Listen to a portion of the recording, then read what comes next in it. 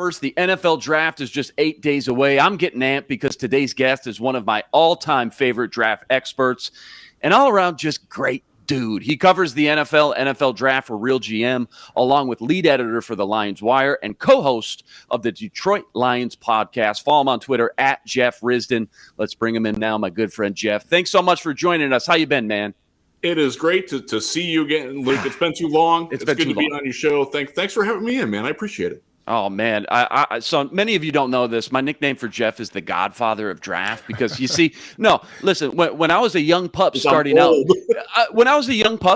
the draft world, made my very first trip to Mobile, Alabama to cover the Senior Bowl. It was Big Jeff here. It took me under his wing. He showed me the ropes. And on top of that, shared just a bevy of draft knowledge that just blew me away. And it was at that point I knew this guy's for real.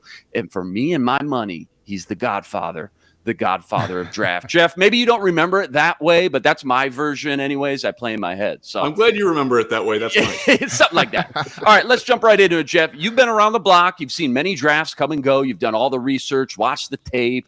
When it comes to this year's 2022 class versus maybe years past, what makes this group unique or stand out that you can say is maybe, the identity of this class as a whole?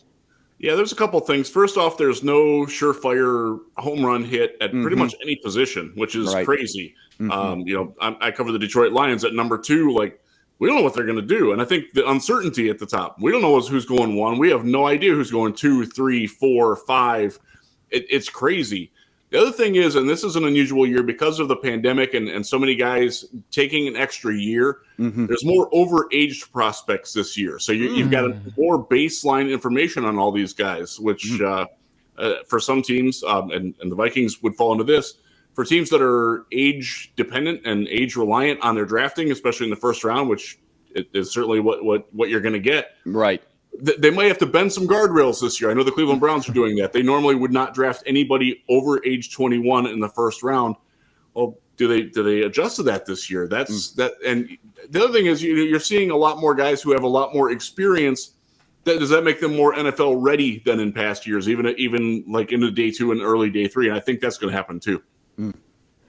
Jeff, Vikings have new GM, new head coach, and a shiny number 12 overall draft pick. There's been so many people trying to guess at what the Vikings do at 12, and I think it's kind of dependent on who's there. A lot of people are linking Stingley to them, but Stingley may be gone before they pick at 12. What do you feel like is the best and worst case scenario for when they select? I think the best case is if Kyle Hamilton falls. Yes, that's your guy. Yes, no question about it. He's my number 1 overall player. Love it. And as much as the Lions at 2 need a safety, I don't think they're taking him. I don't think they're even considering him. It's plausible that he could fall to 12. He's more likely to be there at 12 than Stingley is, quite honestly. Even though, look, I'm not a huge Stingley guy. The Lisfranc injury, that's like repellent, man. Get that away from me. I don't want anything to do with that. It doesn't mean that he would be a bad pick. It's just that you're taking on some risk there that I'm personally not comfortable with, and not everybody is going to see it that way. But he's, I think he's gone. I think he's going to one of the New York teams, and I think Sauce Gardner is going to the other New York team. You got 4, 5, 7, and 10 all in New York. Right. I think both of those guys are gone there. So you're looking at Hamilton's ideal if a guy like Jermaine Johnson falls. Like I can be tucked into doing that to help build up the pass rush depth. Beyond that, like there's not a lot of bad choices. Like you're going to get a good player there. I'm not too worried about what they might be able to find there. Yeah, Jeff, with these first-round picks, so much pressure on the GMs and coaches to hit. You can't miss, and that's why I'm glad you brought up some of those red flags about Derek Stingley that maybe fans should start to consider there with the 12th overall pick. We all know the top names. You just mentioned a handful of them getting flung out in those top 15 picks, but I always love finding the value guys on day 2, the Eric Kendricks, Dalvin Cooks, Danielle Hunters. Who's some of your favorite second and third round prospects you think could have a great NFL career despite maybe not having that first round buzz? Yeah, a couple guys. I love Roger Mccreary, the cornerback from Auburn. I don't care that his arms are short. I don't care that his hands are tiny. That guy can ball. If you watch the Alabama-Auburn game, he was the best player on the field playing defense. Wow. Love it. Look, he does have some limitations, but man, I'm very bullish on Roger Mccreary, and I think he's a guy that's going to go in the 30s, early 40s, and I love that. Go a little bit deeper. I'm a big fan of Luke Gadecki out of Central Michigan. Yeah. Offensive lineman, I love the path for him. He's played left tackle. He's played guard. He comes in as your number 6 lineman as a rookie, and then he plays wherever you need him in 2023. He can play center and start it capably at any of those positions.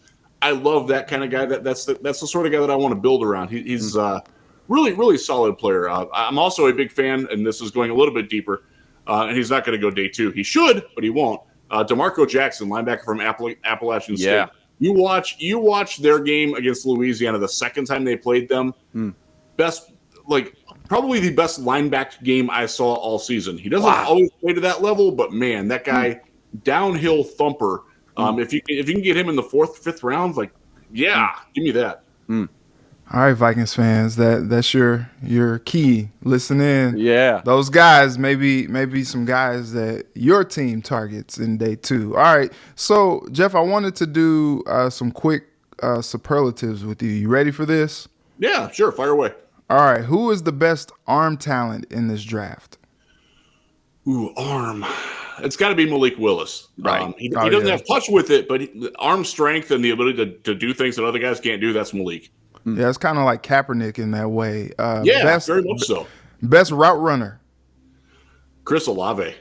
I agree. I like that, Jeff. Stepping up. I like that. So I used to cover Ohio State, and I know a lot of people have Garrett Wilson over Olave, but I think Olave is a stud. Not me, man. I'm with you. And as somebody who went to high school in Columbus, I always follow the Buckeyes. So Northland High School represent.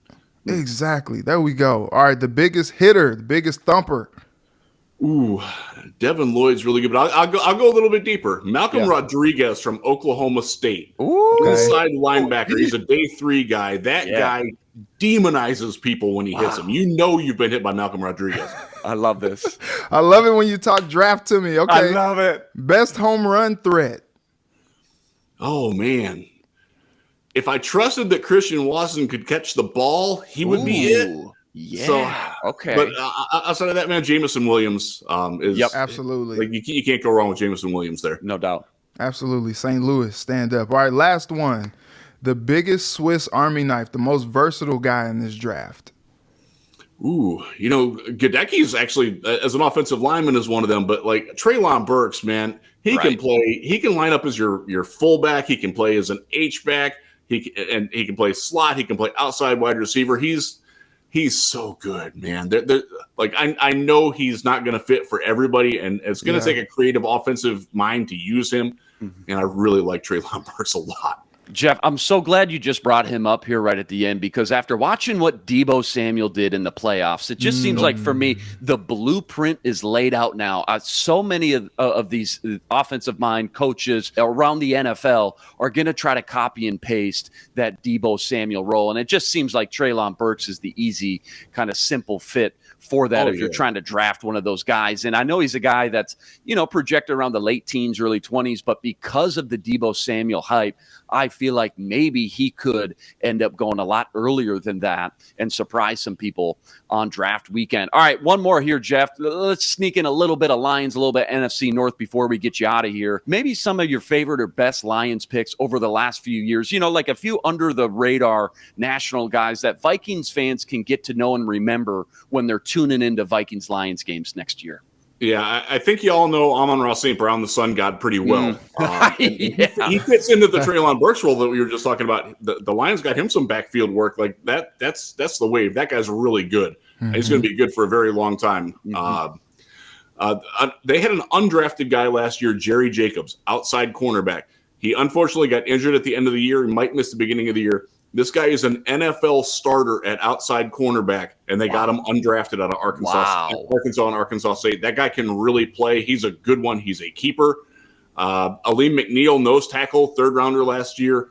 Really, really good. He made the all-rookie team. He deserved it. He is He's kind of an athletic dancer. This guy played center field in baseball for North Carolina State. Wow. Was good enough to get recruited at that. And now he's a 325-pound nose tackle. He never lost the agility. I'm a big fan of Elaine Mcneil. Really, really good player. I'm trying to think of who else. Frank Ragnal. Everybody in Minnesota should know Frank Ragnal. No doubt. No doubt. And we're very excited to have him back after a year off of injury. Under the radar. I'll give you another one. And this is another undrafted guy who wound up as tight end 2 last year, and entering the season, he's still there. Brock Wright out of Notre Dame. Oh, there you go. Yeah. Pretty good receiving tight end. Kind of limited athletically, but that's the guy that, they just brought him back. The arrow's pointing up for that guy, and that is a certain need.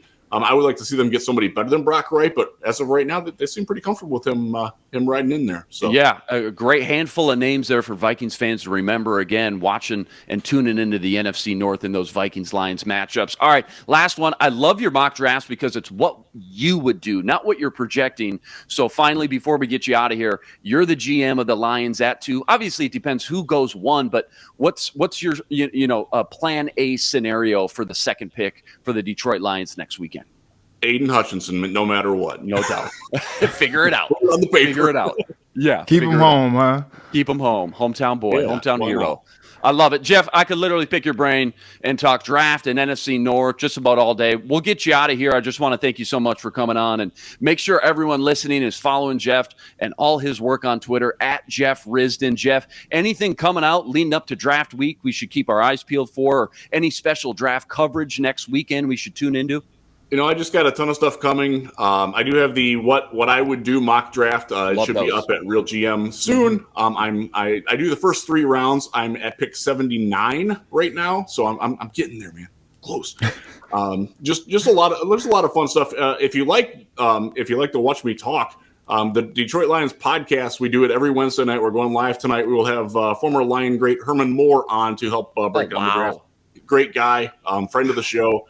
We have a lot of fun with that, and it's just great. And I say that I'm coming to you from Kirk Cousins' hometown, Holland, Michigan.